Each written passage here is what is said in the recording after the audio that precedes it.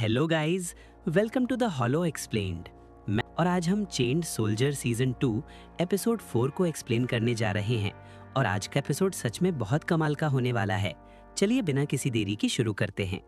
Episode की शुरुआत में हमें काफी इंटरेस्टिंग सिचुएशन देखने को मिलती है, जहां यूकी और क्योका 10th स्क्वाड के हेडक्वार्टर के पास मौजूद होते हैं। मतलब आज का दिन इनके लिए नॉर्मल नहीं है, क्योंकि इन्हें सुप्रीम कमांडर रेन के साथ प्रैक्टिस करनी होती है। अब यहीं पर हमें एक लड़की दिखाई देती है जिसका नाम गीना बताया जाता है। गीना सभी को रोक लेती है और क्लियर शब्दों में बोलती है कि अंदर सिर्फ यूकी और क्योका ही जाएंगे। यहाँ हमें 7 स्क्वाड के बाकी मेंबर्स भी दिखते हैं, लेकिन गीना साफ कर देती है कि ये ऑर्डर खुद रेन का है।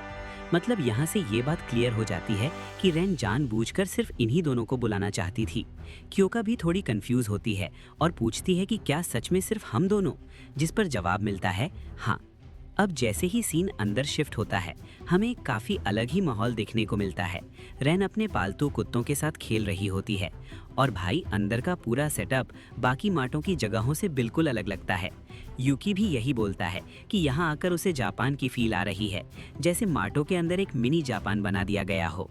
क्योका यहीं पर यूकी को वार्न करती है कि रेन को हल्के में मत लेना, उसकी पहुंच बहुत ऊपर तक है। यहाँ तक कि बड़े बड़े लोग और प्रेसिडेंट तक उससे मिलने आते हैं। मतलब साफ है, रेन जो चाहे कर सकती है। इसी बीच रेन के दोनों कुत्ते दौड़कर यूकी के पास आते हैं और उसके साथ खेलने लगते हैं। यूकी भी उन्हें देखकर खुश हो जाता है और बोलता है कि ये सच में काफी क्यूट हैं। तभी रेन खुद आती है और बताती है कि इन दोनों कुत्तों का नाम कनामे और मिया भी है। अब यहीं से असली बात शुरू होती है। क्योका डायरेक्ट सवाल करती है कि आखिर सिर्फ हम दोनों को ही अंदर क्यों बुलाया गया। इस पर रेन अपने कुत्तों को अंदर भेज देती है और बताती है कि वो यूकी को थोड़ी देर के लिए बोरो करना चाहती है। मतलब रेन खुद यूकी की असली ताकत को टेस्ट करना चाहती है। क्योका को ये बात बिल्कुल पसंद नहीं आती, लेकिन प्रॉब्लम ये है कि सामने सुप्रीम कमांडर खड़ी है। ऑर्डर को मना करना आसान नहीं होता। आखिरकार क्योका मजबूरी में यूकी को रेन के हवाले कर देती है और जैसे ही ट्रांसफॉर्मेशन होता है, भाई सीन पूरी तरह बदल जाता है।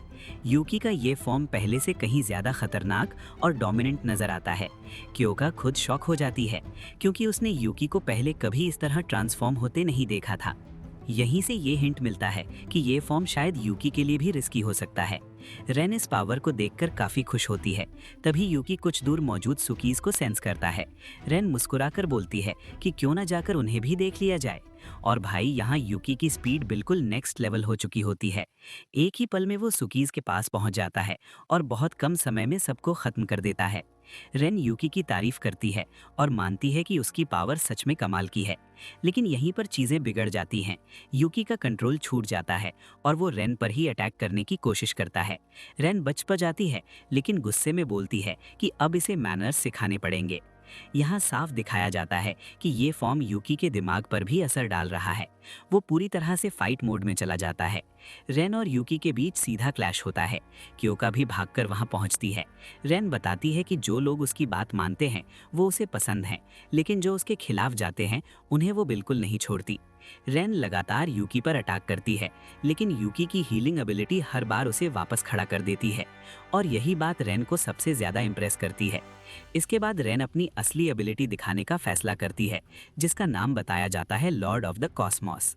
इस एबिलिटी की खास बात यह है कि इसके जरिए रेन 8 बुद्धाओं में से किसी एक की ताकत इस्तेमाल कर सकती है और कभी-कभी 2 पावर एक साथ भी। इस पावर के सामने यूकी ज्यादा देर टिक नहीं पाता। वो बुरी तरह घायल हो जाता है और आखिरकार वापस अपने ह्यूमन फॉर्म में आ जाता है। रेन कहती है कि अब रिवॉर्ड का टाइम है, लेकिन वो कुछ अलग देने वाली है। इसके बाद हमें एक काफी अजीब और शॉकिंग सिचुएशन देखने को मिलती है, जो यूकी के लिए भी अनएक्सपेक्टेड होती है। इसके बाद रेन का एक छोटा सा फ्लैशबैक दिखाया जाता है, जहां बताया जाता है कि वो पढ़ाई और लीडरशिप में हमेशा टॉप पर रही है। सीन वापस प्रेजेंट में आता है, जहां रेन अचानक अपनी बॉडी पर कंट्रोल खो देती है। वो खुद नहीं समझ पाती कि वो ऐसा क्यों बिहेव कर रही है। यूकी भी कंफ्यूज होता है, लेकिन हालात ऐसे बन जाते हैं कि वो रेन को पेट करने लगता है। कुछ देर बाद रेन वापस नॉर्मल हो जाती है और तभी क्योका वहां पहुंचती है, जिसे कुछ भी पता नहीं चलता कि अभी क्या हुआ था। रेन क्योका को वार्न करती है कि यूकी को और बेहतर ट्रेन करना जरूरी है, क्योंकि उसकी ताकत जितनी ज्यादा है उतनी ही खतरनाक भी। आगे हमें दिखाया जाता है कि यूकी रेस्ट कर रहा होता है, क्योका प्रैक्टिस कर रही होती है और बाद में कमांडर्स की मीटिंग होती है, जहां सबको लगने लगता है कि रेन अब यूकी में खास इंटरेस्ट लेने लगी है। फिर अजुमा क्लैन की फुबू की एंट्री करती है। वो मसाज के जरिए यूकी को रिकवर करने में मदद करती है और हिमारी को क्लैन लीडरशिप को लेकर चेतावनी देती है। एंड में सेवन स्क्वाड के सभी मेंबर्स यूकी की मदद करते हैं, जबकि हिमारी अलग बैठकर अपनी माँ की बातों के बारे में सोचती रहती है। और इसी सोच के साथ ही एपिसोड यहीं पर खत्म हो जाता है। तो गाइस, कैसा लगा आपको ये वीडियो? कमेंट में बताना। अगर वीडियो अच्छी लगी हो तो लाइक और सब्सक्राइब कर देना और बेल आइकन दबाना मत भूलना। फिर मिलते हैं एक नई वीडियो में।